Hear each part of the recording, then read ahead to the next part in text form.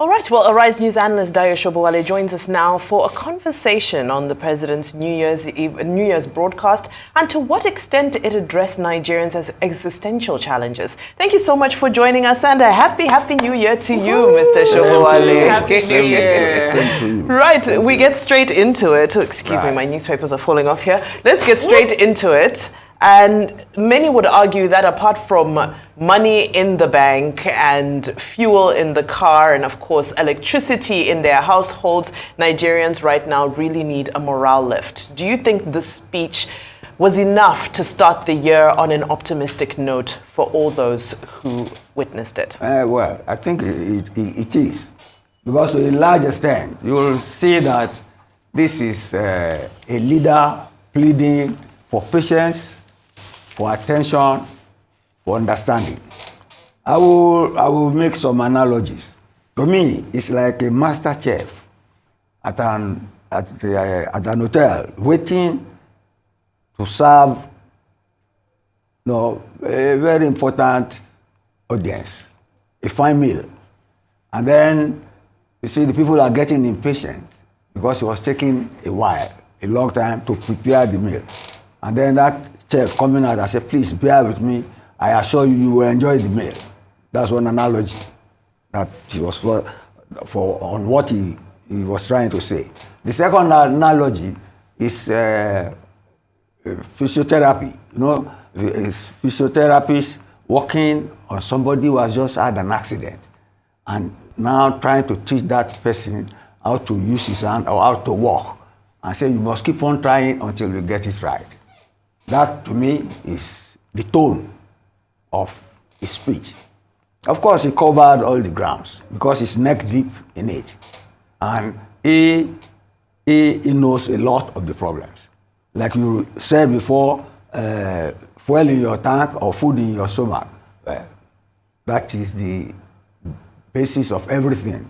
But then, he made the confession that he has been driven into politics by his urge to make life better for Nigerians. That is, to decrease the inequalities and make the gap between the rich and poor narrower, or if not, non-existent.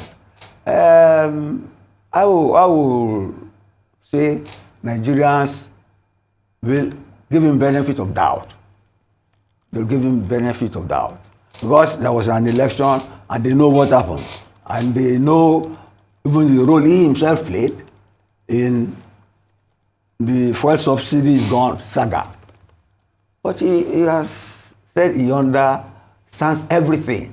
It's a plea for empathy, for understanding, coming from a politician who has a plan and who doesn't want that plan to be derailed by a shortage of time or desperation of people who cannot be patient enough with him. I pray Nigerians give him the chance and the time, and that he too and his team, they move fast enough not to exhaust the patience and understanding of Nigeria so far. Because like the Sultan said sometime, things are not right. And if things are not right, anything can happen. Get me? And at the end of the day, that Sultan he said, okay, people can be understanding for a few weeks, a few months, a year. So time is not on the president's side. But he has started on a very diligent, enthusiastic note. I only pray that Nigerians will share that mood, while at the same time hoping that his team will move fast enough, very fast enough, to deliver on the pains and pangs of Nigerians, which he says so eloquently that he understands. So let's start that. Okay. Right. Great. Happy New Year. Same to you. Great. But Mr. Sobowale, of course, we know one of the laws of power is that you judge everything by outcomes and not intentions. From the speech, we can tell that the president's heart is in the right place. Mm-hmm. But when you look at the outcomes, like what we've seen, the ground, what was laid out in 2023 and the promises for 2024, will that patience really pay off if we're going to judge his preceding gestures by the outcomes? You have not listened to his speech. I have. You know, he too admits that he had taken some steps not expected, you get me, and which caused problem. Don't let us put anything on hide anything. Fuel subsidy is gone. That is the crux of the matter. Get me? But all along, people have always said, all leaders, all those who contested against him, have always said, if given the opportunity, they will remove the fuel subsidy. I remember we had a discussion here, and somebody was saying that he should remove fuel subsidy the first day. I said, you want him to commit political suicide. But that's what happened. Yeah. But luckily, he has not committed political suicide. But then, because nobody told anybody, because nobody expected it to go like that. But then you can see that he has thought of it. He has thought of it. And I think he's the luckiest Nigerian political leader. Because some of us who have studied the political economy of this country never thought anybody will remove the fuel subsidy and go scot-free. But then it is on the ground. And he has put in place a team of experts that he trusts, who have knowledge about the free market economy, who have knowledge about welfare, about infrastructure, and all that. And the ball is in their court.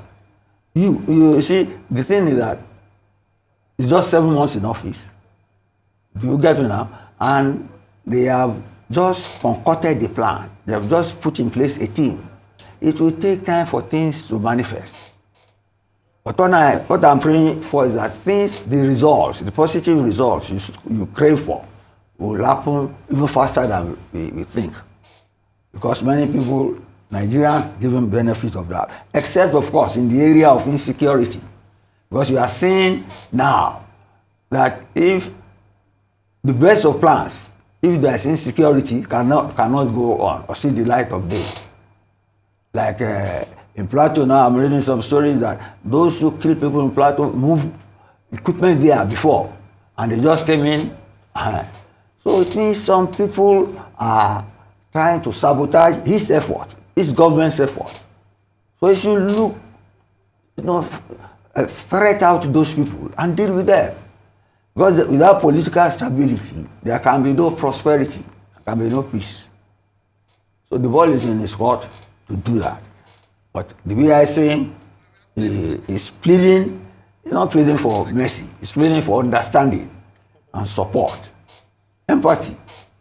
And I think if his team moves fast enough, one thing I like about what he has done again is that in his presidency, he has a monitoring team, policy evaluation, monitoring and delivery, and that any minister who does not perform will be shown the door. Perform or get out, because time is not on his side. But in terms of commitment and resolution, welfareist concern, he does not lack that. I wish him the best. Next. Well, we'll say thank you. I wanted to say how fast is fast enough, but we're out of time. Thank God, I'm tired of that now. I will never get tired of asking. Don't get tired, because that's the only way to push the president and the entire nation on his toes to remove the pains. That's right. I agree with you. Sam, thank you so much. Arise News Analyst, Mr. Dayo Sobowale. We appreciate your time and insight as always. Thank you.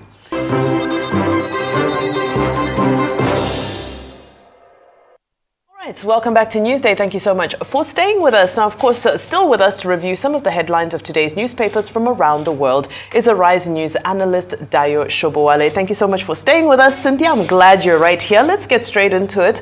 It's your review, you know, right? Well, that's why we're going to get straight into it. Do you want me to introduce myself? Yes, please. Okay. Arise News, no, we're not doing that in 2024. Let's get straight to it with the newspaper of record. This day is where we're kicking off this day is leading with 24 people that will likely shape 2024. Some incredible faces included in this list. Of course, we already know the president, vice president will shape this year. And as highlighted by Mr. Sobowale in our conversation before the break, his team are going to be definitive in what we see unfolding this year. That, of course, includes Minister of Finance and the coordinating Minister of the Economy. That's Wale Edun, Yemi Cardoso, CBN, Governor of the CBN. We also see Babajide Sanwo-Olu, Governor of Lagos State, as being one of those key faces. Festus Keyamo, Minister of Aviation. Mr. Sobowale. Sorry? President of the President of the Senate. What are some of the names that stick out to you? Hadiza Bala Usman, Nyesom Wike and Siminalaya Fubari are there as well. Vimbai. Yes.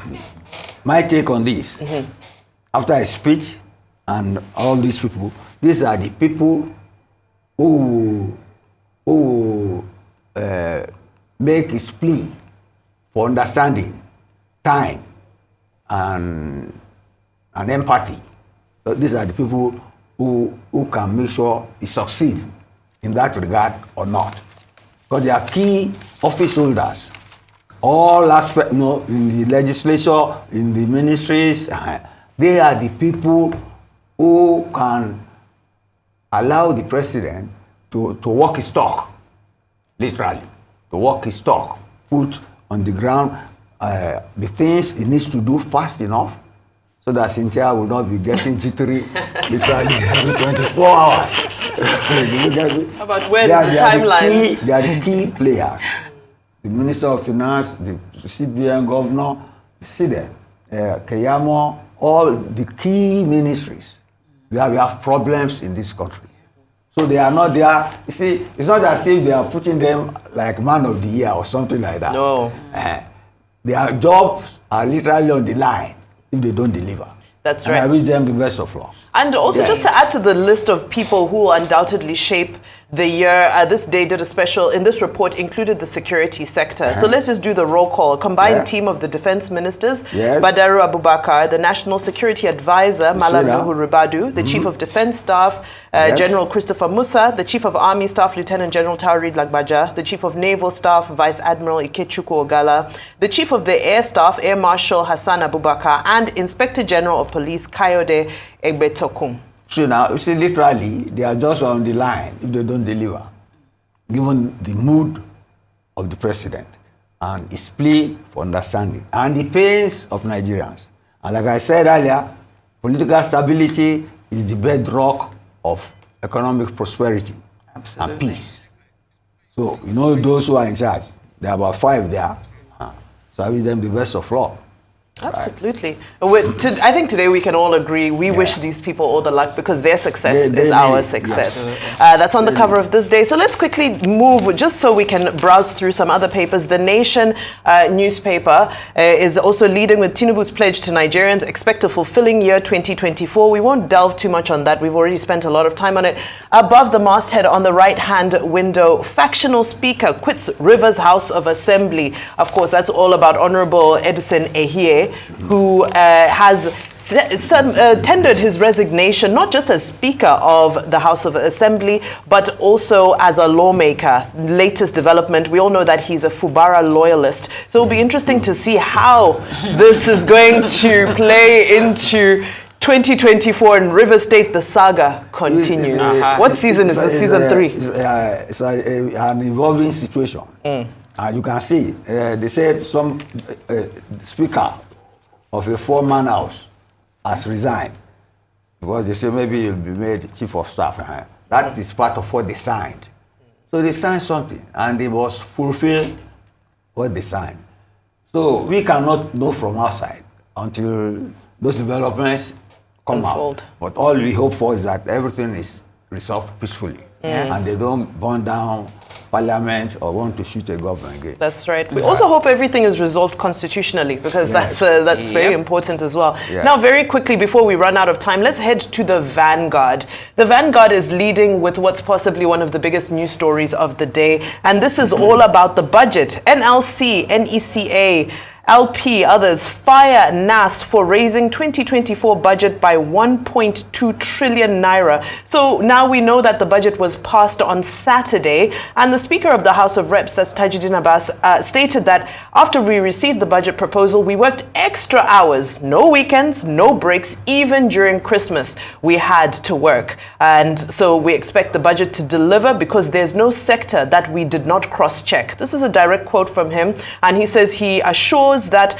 once it's signed into law and it starts being implemented, Nigerians will see the difference. This is the budget, and I quote, that is going to define the Tinubu's administration's commitment to the people of this country. Now, 1.2 trillion, to justify that, the chairman of the Appropriation Committee of the Senate, that's Adiola Solomon, said the budget was increased due to current economic realities, and he's saying the exchange rate as on the black market is sitting between 1,200 and 1,300 naira. At the bank, we're looking at a window of 950 to 1,000 naira, whilst the budget is pegged at 750 naira. So they had to add an extra 1.2 trillion naira to reflect the changes in the economy from the time Mr. President proposed. Very quickly, a comment from Joe Ajero of the NLC says there may not be any other motive behind this increase except the usual creation of channels to corner public resources. Over to you. I hand over the floor to you for this very important conversation. When you do budgeting and you take it to an approving body, it's supposed to prune it, especially in lean times like we are. To prune it, to cut it, not add to it. Not add. But in Nigeria, they've always done that. If Obasanjo almost lost his job the other day, during his time, when he refused to sign it when they padded it. Because padding... Okay, so you're calling it padding outright? No, it's a familiar word. Every year, they pad it. And invariably what they put there in the padding are their constituency costs. You get me? But this time now, they have altered the excuse. The excuse is that some of the government agencies and so on did not scrutinize what they need to ask for sufficiently. So they did the homework and didn't go for holidays and put it there. See, in good faith, I will take it. But then the essence of living in lean times, hard times, like we are in, is cutting your coat according to your cloth. Sure. You are neck deep in debt all over the place, and then you are saying you are padding. It is padding. Get me? Even though the rationale now is different, that they did not estimate what they needed well enough. That's why they had added it. But it's a big amount, 1.2 huge trillion. Okay. And this give them the benefit. These are the people we expect to implement the vision. In lean times, people are asking for sacrifice. And you're appealing for patience of the people, and we're looking at this. The president pointed out is already at 28%. You like to it? Oh, let's see if it will renew hope. But then, no, I doubt that very much. It is their duty to vet the budget.